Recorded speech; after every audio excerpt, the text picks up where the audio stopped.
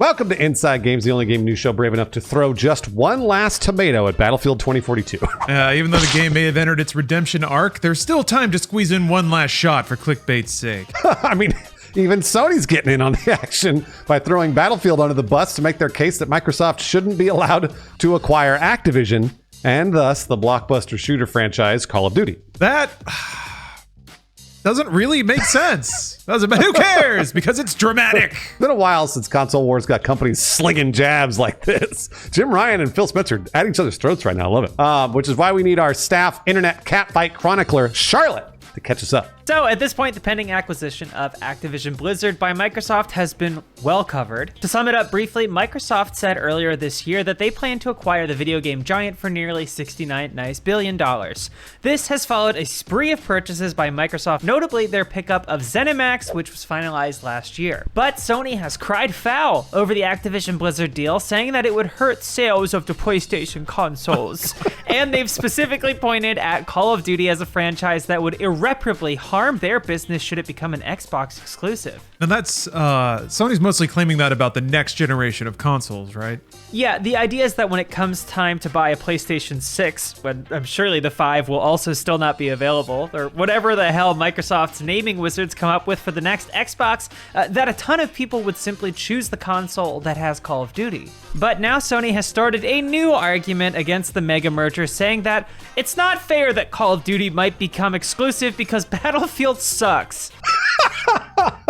I mean, Battlefield has sucked for many years, and I love it. But Sony has a point, kind of? I don't really understand. Yeah, that's what Sony argued in a 20-page document that it submitted to the UK government, which is reviewing the merger. In it, they write that, quote, even assuming that Sony Interactive Entertainment had the ability and resources to develop a similarly successful franchise to Call of Duty, it would take many, many years and billions of dollars to create a challenger to Call of Duty. Then they added the real kicker, and the example of EA's Battlefield shows that any such efforts would more than likely be unsuccessful. Oh! I can't look! I mean, I feel bad for Battlefield every day. So this is the most a corporation has been a person in my heart.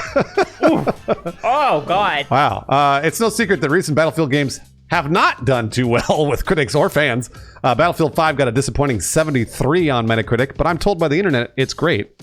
And Battlefield 2042 did even worse with a 68 score. I don't understand. What do these Battlefield fans want? Are we allowed to feel bad for Battlefield yet? I know, right? What the fuck? EA later said that the sales of 2042 were disappointing. Yeah, disappointing. Now, Call of Duty has certainly had its ups and downs as a franchise too. Last year's Vanguard also had lackluster sales, but the franchise appears to be back on track with a strong response to Modern Warfare 2. It launched a little more than a month ago and has become the fastest Call of Duty ever to cross the $1 billion sold mark. We did it. Bobby Kodak's back. Yeah, only took 1 year. At this point, Sony's basically waving the white flag and saying, yeah, there's no way Battlefield or anything really can compete with Call of Duty. Yeah, and thinking about Vanguard does add an interesting perspective that makes Sony's statement seem a little less silly. That was the quote unquote bad Call of Duty, but it came out in 2021, the same as Battlefield 2042. It was also the top selling game that year. Call of Duty's back on top already because they've already released another game.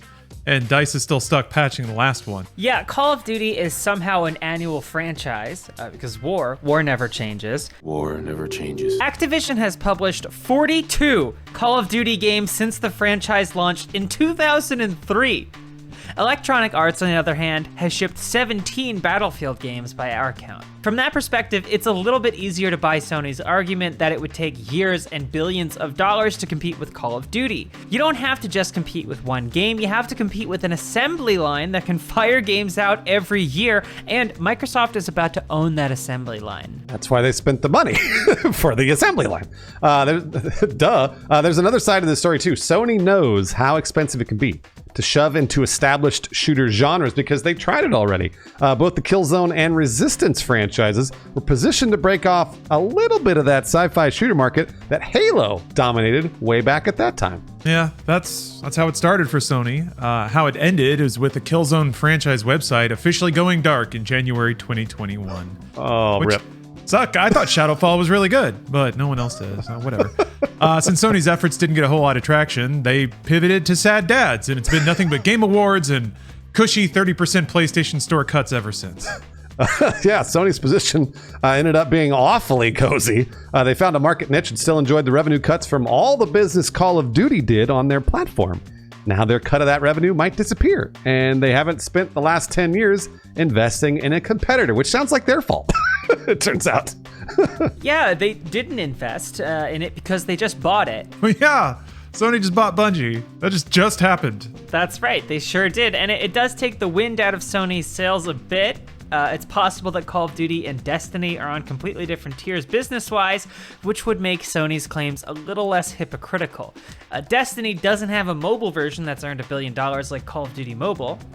Normally, we'd do a little number comparison here, but Bungie has been extremely tight-lipped about the scope of Destiny's successes. ProGameGuides.com says, without any source, that Destiny 2 sold 92 million units in its first week in retail, which would have beat the current world record several times over, so there's that. You know what? Fuck it. I say that Destiny 2 sold 500 billion units. How about that? Whoa!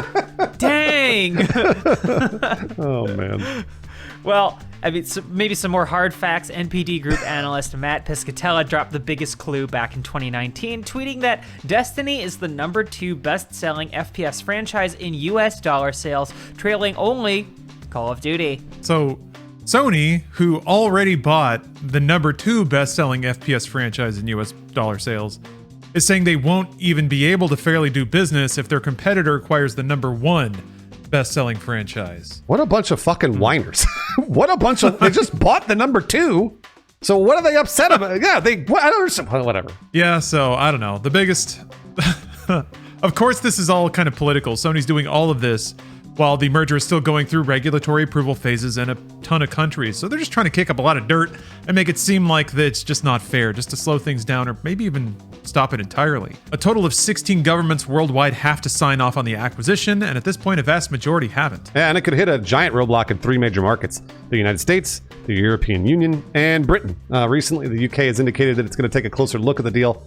Didn't they, Charlotte? You know it.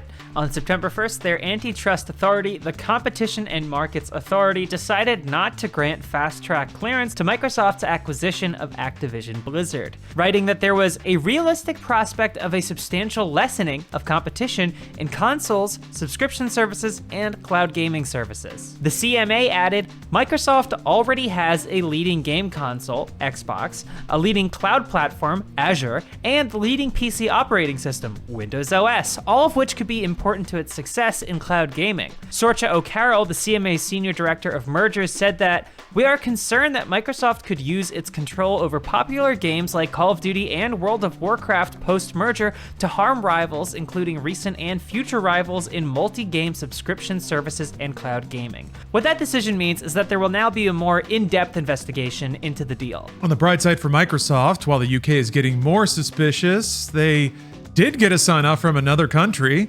Reuters reported that Serbia has now cleared the deal unconditionally. So, there's probably some champagne popping off. That follows similar approvals in Brazil and Saudi Arabia, bringing the approved count up to 3 countries. They still got a long way to go, though, with 13 countries or regions yet to sign off on it. Politico reports that the U.S. Federal Trade Commission is likely to file an antitrust lawsuit over Microsoft's proposed bid to buy Activision Blizzard. Their investigation has already kicked off, it appears. The same Politico report said that key figures, including Microsoft CEO Satya Nadella and Activision Blizzard CEO Bobby Kotick, have already been deposed as part of the FTC's investigation. Microsoft's kind of been greasing the wheels in other ways, too. Apparently, the 10-year Call of Duty offer we reported on actually last week here on Inside Games is a key move to accelerate regulatory approval in the European Union. As reported by Reuters, Microsoft is offering this deal as a remedy to shorten the approval process. And from Activision's perspective, CEO Bobby Kotick said recently that the deal will be completed by June of next year. A lot could happen between now and then. But what about Battlefield 2042? The poor, bullied game implicated in this whole story from the very beginning. Well, we actually get to close out this episode with some good news because Battlefield 2042 has glowed up a bit in the year since its launch. The game just entered its third season and has picked up 3 free maps in the updates since launch. It's just been added to Xbox Game Pass and EA Play and will be free this upcoming weekend on Steam and Xbox. Speaking with PC Gamer, DICE associate producer Alexia Christofi said, "We want people to jump in and play and see if they think, oh, yeah, actually this is totally not what I expected given the history of looking on the internet or whatever." Hey, that's a fine goal if ever there was one. This isn't as trash as the memes made it seem. Hey, I just played it the other day. I think it's pretty good. I think it's pretty fun. I just bought Battlefield 5 again on a different platform, so different game. But, hey, it counts. It counts. Well, five is pretty good too. It's just, just fucking buy all the Battlefields, whatever. It's like $15 for 1 month of Game Pass. Give it a shot. I got it for $5. There you go.